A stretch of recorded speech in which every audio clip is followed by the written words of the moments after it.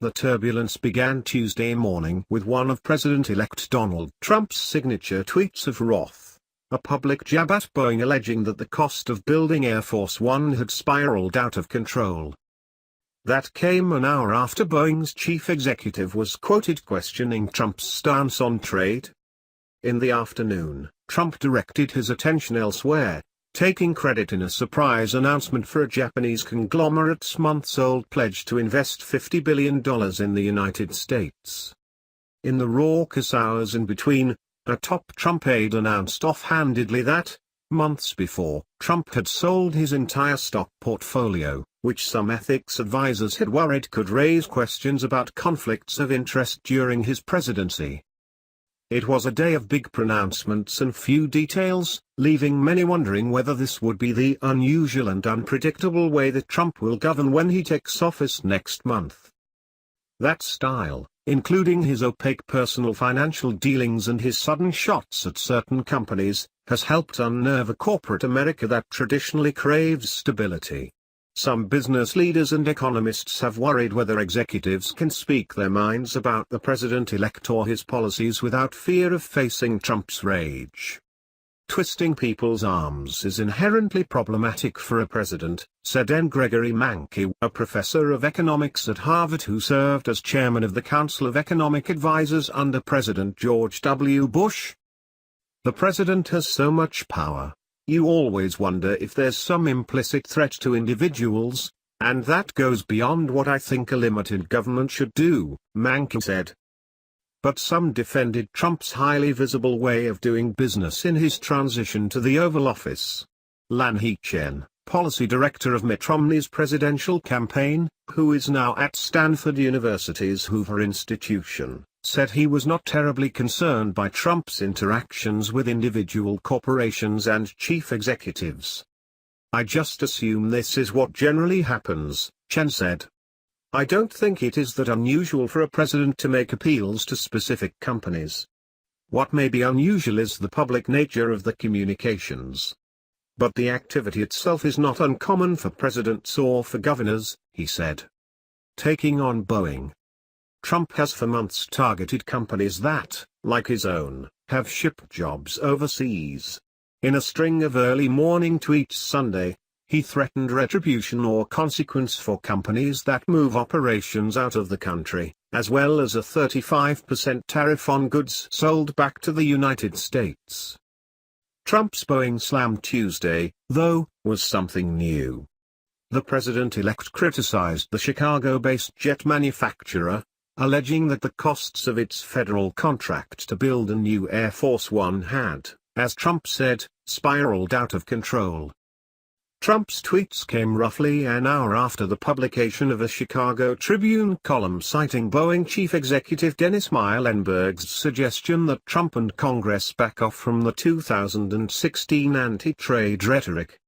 Trump's spokesman did not explain why he had targeted Boeing and did not provide other details.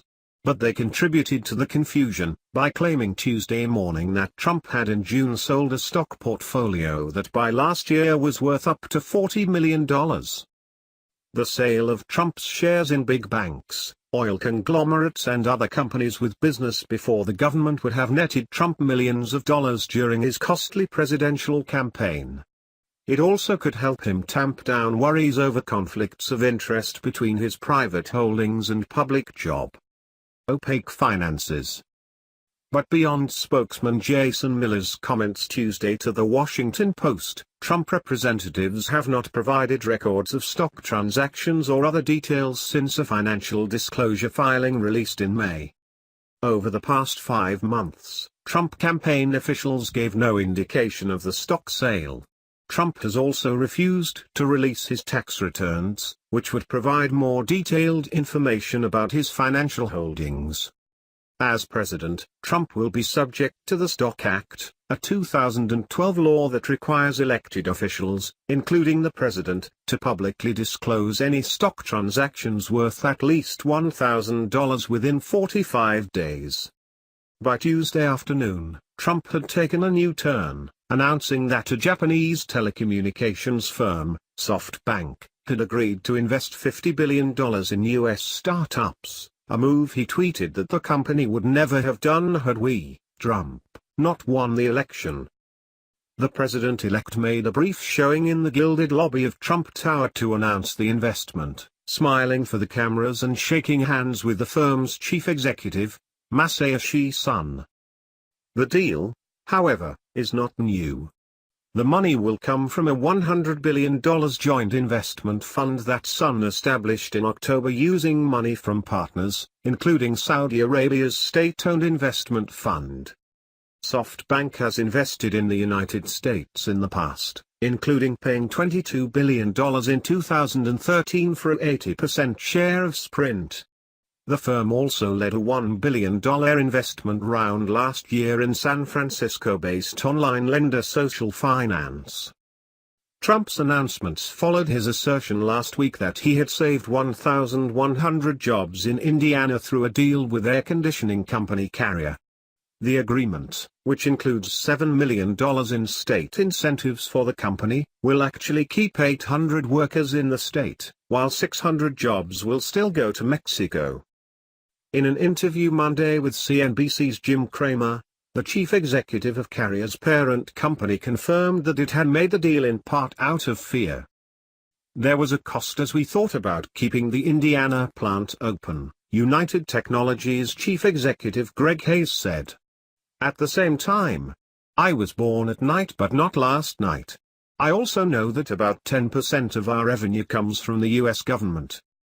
After Trump concluded his public events at Carrier on Thursday night, he took on a second company that has announced it is moving jobs from Indiana to Mexico. Rexnord of Indiana is moving to Mexico and rather viciously firing all of its 300 workers. This is happening all over our country. No more. He tweeted Friday. Rexnord, which is based in Milwaukee, announced in June that it was closing an Indiana plant, resulting in the loss of 300 jobs. Long-run risk? Keith Hennessy, director of the National Economic Council under Bush, warned about the impact of Trump's approach to business and trade, which he said could do long-run economic harm to the U.S. When a politician rewards his business friends and punishes his business enemies, it's called crony capitalism, Hennessy wrote in a blog on his personal website Monday. It creates incentives for other business leaders to spend their time and money trying to get similar political access with elected officials, Hennessy added. And a firm leader now knows it can initiate a negotiation with the Trump administration simply by threatening to outsource jobs. In his blog, Hennessy urged Trump to stop trying to tell individual American business leaders how to run their companies. He said his criticism was aimed at Trump's maneuvers involving Carrier, Rexnord and tariffs, but said he did not want to comment on Boeing. Mankey, the former Bush economic advisor, said that targeting individual companies runs contrary to equal protection of the law, which is a fundamental principle of fairness, violating founder John Adams's contention that the United States should be a nation of laws and not men. Beyond using the power of the presidency to intimidate in unpredictable and unfair ways, no individual could efficiently manage the economy, company by company, said Mankey, who indicated before the election that he did not plan to vote for Trump. When a chief exec is making individual calls to individual companies, he's in some sense acting like a central planner, Mankey said. We have a lot of history under communism that suggests it doesn't work well in practice, and that's the direction you're heading in as the president starts to weigh in on individual business decisions.